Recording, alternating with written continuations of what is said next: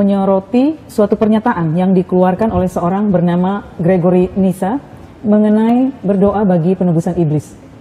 Menurut Bapak, apakah baik pernyataan ini? Karena dalam pikiran saya, baik juga kalau dunia ini tanpa kejahatan. Orang berdosa atau manusia berdosa. Ya, nah tetapi menurut saya jadi mungkin sekali bahwa doanya untuk penebusan iblis itu maksudnya ke situ. Ya, tapi saya tidak pasti dengan ini ya, karena saya tahu bahwa dia punya pandangan demikian.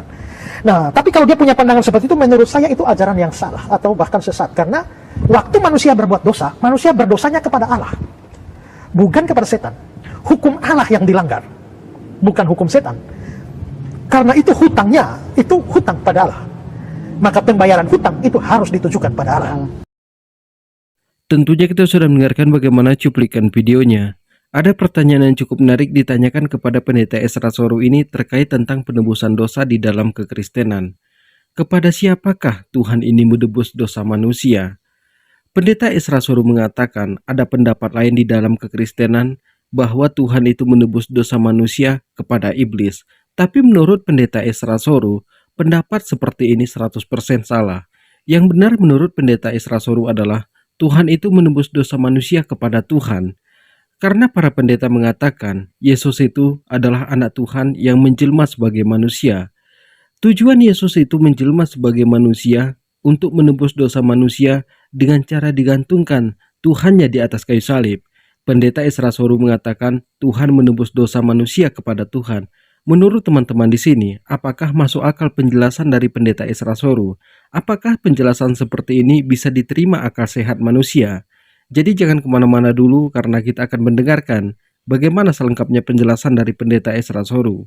Sebelum kita lanjutkan, silahkan dukung channel ini dengan cara tekan tombol subscribe-nya, bunyikan tanda loncengnya, dan silahkan dibagikan videonya. Selamat menyaksikan. Menyoroti suatu pernyataan yang dikeluarkan oleh seorang bernama Gregory Nyssa mengenai berdoa bagi penebusan iblis. Menurut Bapak, apakah baik pernyataan ini? Karena dalam pikiran saya, baik juga kalau dunia ini tanpa kejahatan.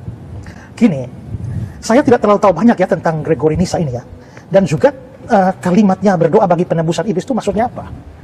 Apakah yang dia maksudkan dengan berdoa bagi penebusan iblis itu seperti yang saudara pahami sehingga saudara bilang baik juga kalau dunia tanpa kejahatan, karena kalau iblis ditebus berarti dunia tanpa kejahatan.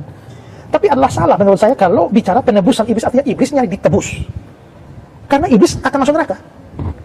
Tuhan hanya menebus manusia, tidak menebus iblis. Tapi apakah maksudnya Gregory Nyssa itu seperti itu? Karena begini, setahu saya, problem dari Gregory Nyssa ini problemnya adalah kita kan percaya Yesus mati untuk menebus orang berdosa.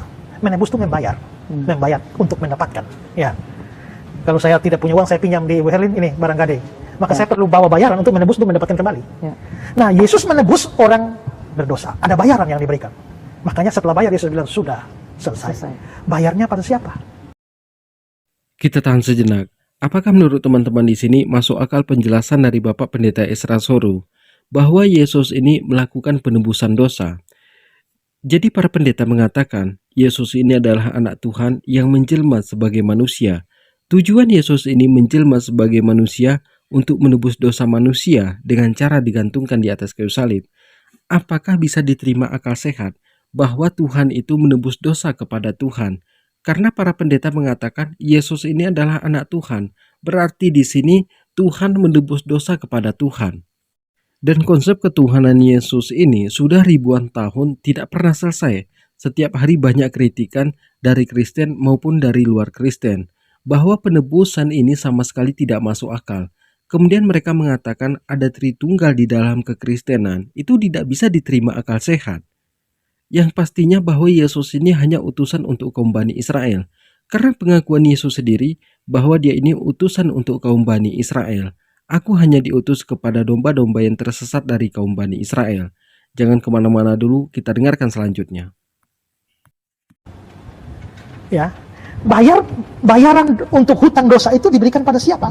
Nah, disinilah kita bisa melihat perbedaan pandangan.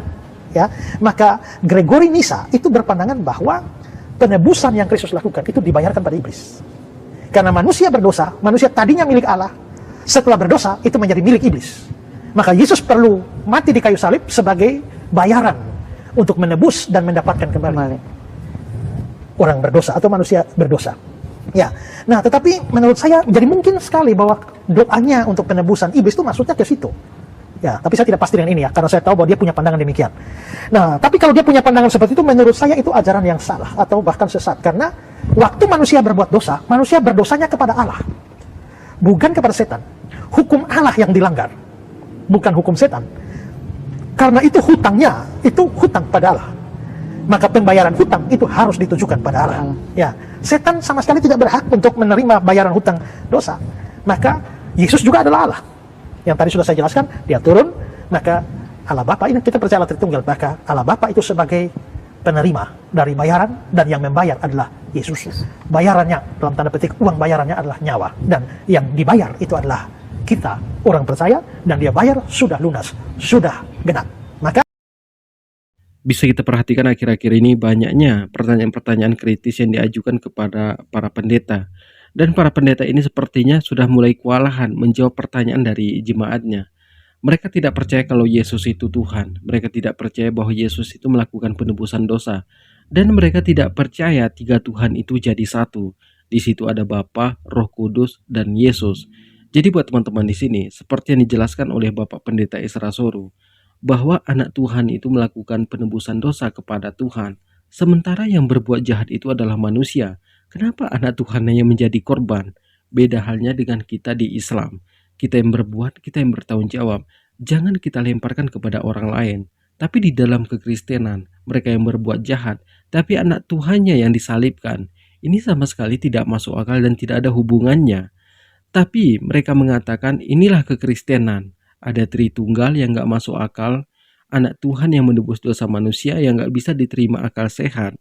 Kemudian di sini katanya Yesus itu Tuhan, menjelma sebagai manusia. Ini sama sekali gak bisa diterima akal sehat kita, bahwa Tuhan itu menjelma sebagai manusia. Jadi buat teman-teman di sini, banyak sekali sekarang ini bisa kita perhatikan bagaimana orang-orang Kristen ini mengucapkan 2 kalimat syahadat, karena mereka ini tidak percaya tentang ketuhanan dari Yesus. Kita itu lebih mengimani Yesus, kita itu lebih memuliakan Yesus, karena kita mengatakan bahwa Yesus ini adalah utusan untuk kaum Bani Israel. Jadi buat teman-teman di sini mungkin cukup sekian. Kalau menurut teman-teman di sini ada manfaatnya dari video ini, silahkan tekan tombol subscribe-nya, bunyikan tanda loncengnya, dan silahkan dibagikan videonya. Assalamualaikum warahmatullahi wabarakatuh.